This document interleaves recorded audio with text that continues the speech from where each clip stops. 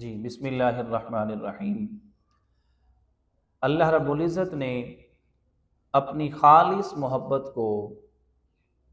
پانے کے لیے تعلق بندگی رکھا ہے کہ جب تک تم میرے بندوں کے ساتھ اپنی محبتوں کو خالص نہیں کر لیتے، اخلاص کے ساتھ نہیں نبھا لیتے، اس وقت تک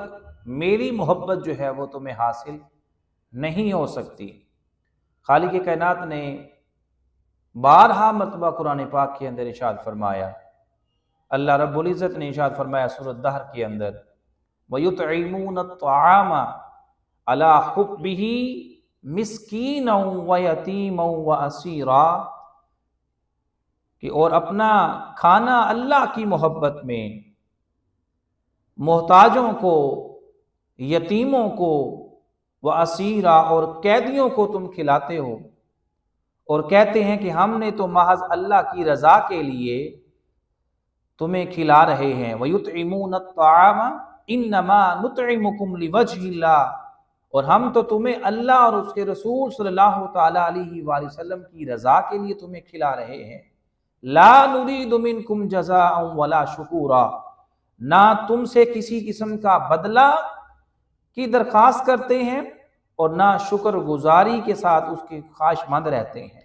بلکہ اللہ کی رضا کے لیے یتیموں کو بھی کھلاتے ہیں، اللہ کی خوشنودی کے لیے مسکینوں کو بھی کھلاتے ہیں، اللہ کی رضا کے لیے قیدیوں کو بھی کھلاتے ہیں۔ تو اللہ نے اپنی محبت کا اور خالص محبت کا جو راز رکھا ہے وہ اللہ کے بندوں کے ساتھ خالص اخلاص کے ساتھ بیہیویئر کرنے میں رکھا ہے۔ اب اپنی ذات کے لیے رب کائنات نے ہم سے 24 گھنٹے اللہ پاک نے ہمیں دیے ہیں، اپنی ذات کے لیے ہم سے صرف 2 گھنٹے ہمیں اپنی بارگاہ میں بلاتا ہے۔ اگر ہم 5 نمازوں کو احسن طریقے کے ساتھ خشوع اور خضوع کے ساتھ ادا کرتے ہیں تو ان 5 نمازوں کا ٹائم اگر ہم جمع کر لیں تو 2 گھنٹے میکسیمم بنتے ہیں، لیکن 22 گھنٹے رب کائنات نے ہمیں مخلوق خدا میں چھوڑ رکھا، معاشرے میں چھوڑا اور لوگوں کے درمیان میں چھوڑا، اپنے عزیز و اقارب کے درمیان میں چھوڑا، دوسرے رشتہ داروں کے درمیان میں چھوڑا۔